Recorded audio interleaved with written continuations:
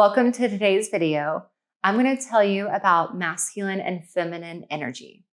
And why everyone needs to know about this is because if you're out of balance, your life is going to be out of balance.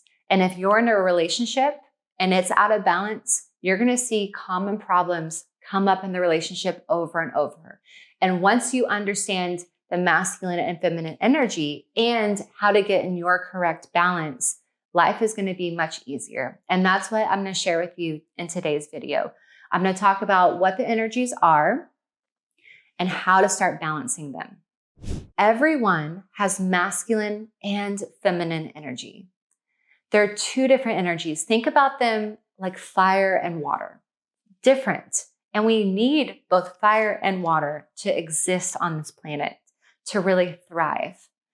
And so the feminine aspect is this energy that's more playful, embodied, expressive, emotional, intuitive, compassionate.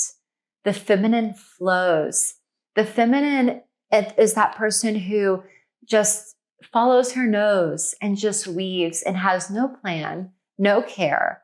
It's this beautiful, creative spirit. It's the yin energy. It's soft. It's nurturing. So the feminine is like water. It flows. And then we have the masculine, which is much more grounded. It's action-oriented.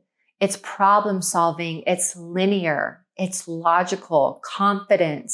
When we're in our masculine energy, we're much more likely to make decisions and take the lead.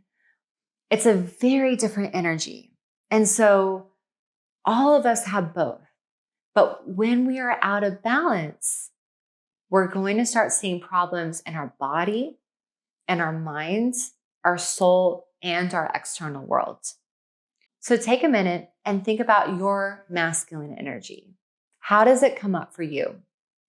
What of those qualities are you most dominant in? Are you a really good leader? Are you good at analyzing, at reasoning, at producing productivity, outcomes is such a masculine energy. And we all need some masculine energy. And so for you, what are those qualities that are really strong that your masculine energy really expresses in? And then think about your feminine energy. So how does she like to express herself? Is she creative? Is there enough space in your world for the feminine energy to flow? So all of us have masculine energy. All of us have feminine energy. And we need to balance. And balance isn't 0% of one and 100% of the other, nor is balance 50% of one and 50% of the other. It needs to be in between those. To be flowing and feminine, and then to have the masculine backup, or to lead with your masculine energy and to have the softness of the feminine. If you're a woman, you want to lead with your feminine energy.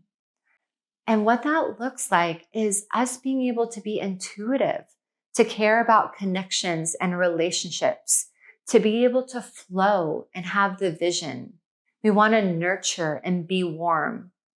But if we were 100% feminine, that's that person who has no plan, who doesn't act, has no structure.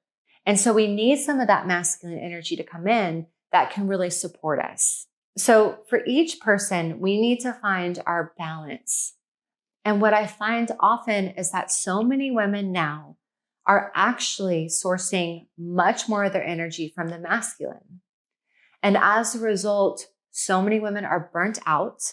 They're fatigued. They've made so many decisions. They're tense. They're not embodied. They're not flowing. And so when those women are trying to create their life with a partner, or they're trying to find a partner, they have to find someone who's more feminine. And then what inevitably happens is the woman gets burnt out from making so many decisions. She doesn't feel like herself. She doesn't feel in alignment. She doesn't feel warm and soft. And eventually she'll burn out from it. And then the partner she's chosen, who's had to be more feminine as a result of her masculinity, is going to be passive. isn't going to have that leadership ability, isn't going to have space and the dynamic to really start leading, making decisions, and taking the load off of her. And this is where 90% of the couples I work with come in. They come in with a woman who's taken control of the majority of the relationship. She's burnt out. She's not sensual. She's not attracted to her partner because she doesn't trust him. If we have an imbalance within ourselves, then the relationships that we choose are going to reflect that imbalance. For years, I was dominant in my masculine energy.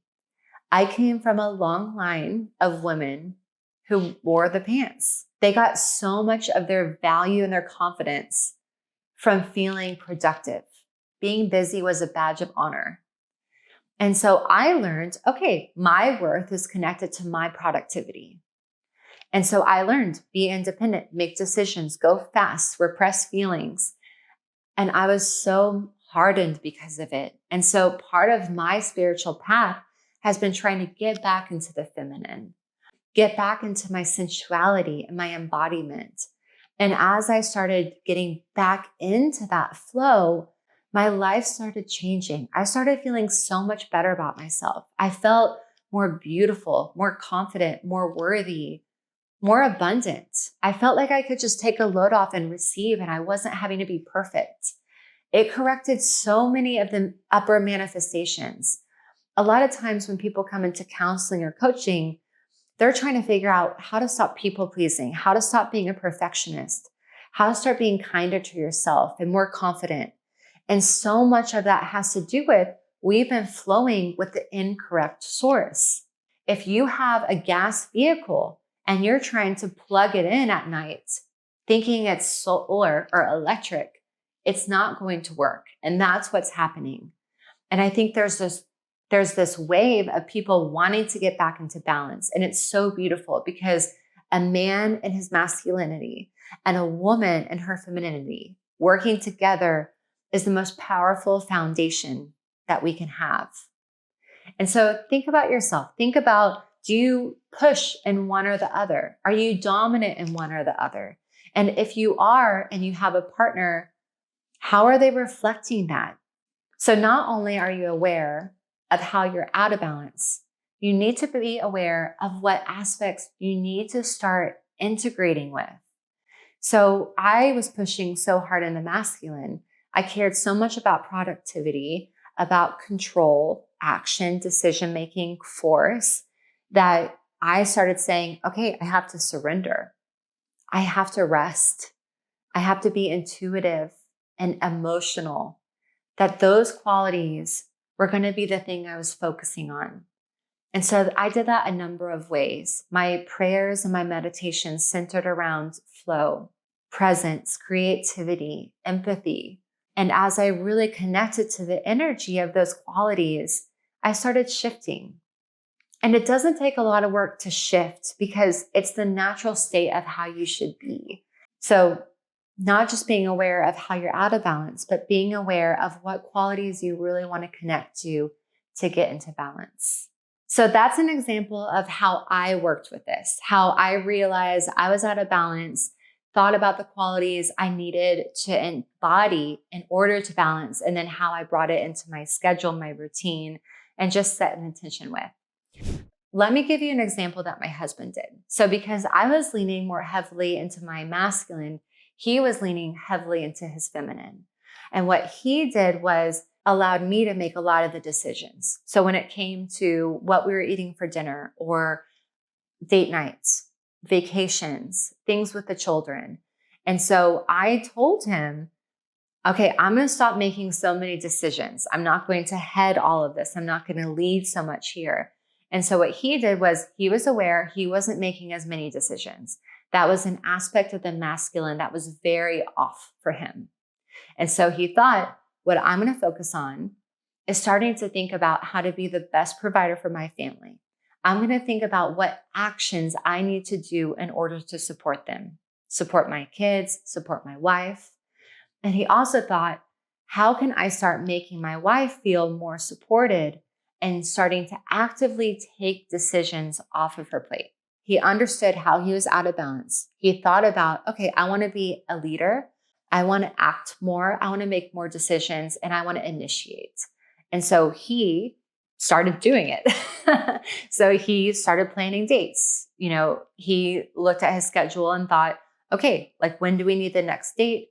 What do I need to do here? What do I need to do there? And so I saw that he was doing that action, that he figured it out, that he was taking that off my plate. And as a result, he was more in his masculine, and it allowed me to even soften more into my feminine.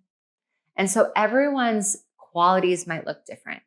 What's out of balance for you might look different. Maybe you're 10% off. Maybe you're 30% off. So look at the list. There's so many lists of masculine and feminine qualities. Look at them. See, where are you out of balance? Which ones are you leaning too heavy into? And what qualities are going to start balancing that out? The third thing I did was an embodiment practice. And that's where I was connecting to the energy, let's say creativity. And so creativity was my intention of the day, of the week, of the month. And I started making room in my schedule for creativity. Now, creativity with a feminine bend isn't about outcome, it's about process. So I'd paint, I'd draw, I'd write. And I wasn't putting my masculine energy on top of it where I was trying to perfect it, where I was putting it out on display, that I was trying to get money from it. It wasn't a business. It wasn't anything more than just a full expression of my embodiment. So be aware of how you're out of balance. Be aware of what qualities you want to bring in, and then embody it. Do something tactical, practical, physical, mental, spiritual with the qualities that you're really wanting to connect to. When you're rebalancing the masculine and feminine within yourself, you have to do it within, then explore how the relationship you have needs to reflect the new change. And I will be very honest, it's not always the most easy linear process, because when you're changing a pattern in a relationship, especially a relationship that you've had for a year or many years, it's going to have these functions that are just repeated patterns of how you interact with each other. And so when one person is changing, it often pulls on the entire system, and it takes some time. But being able to openly communicate with your partner, and I did this with my husband, we were both trying to rebalance at the same time. It wasn't always going to be perfect. There was going to be times where we leaned too heavily in the other side, and we'd have to communicate, we'd have to reflect, and we'd have to course correct. But when you have a partner willing to do that, it is going to allow this rebalancing to happen in yourself so much faster. So if you're watching this and you struggle with your masculine or feminine balance, start with yourself first. Think about those first 3 steps. Self-awareness of the imbalance. How are you out of balance? Self-awareness about what will help you balance. And then integration and exercise to embody the quality that you really want to connect to. As you're doing that, you're going to see the dynamic change with you and your partner. It's okay if it's messy, if there's issue. Transitions bring up a lot to the surface. Have open communication. Reflect when something doesn't go well. Course correct. And if you need support, ask for a coach, ask for a therapist.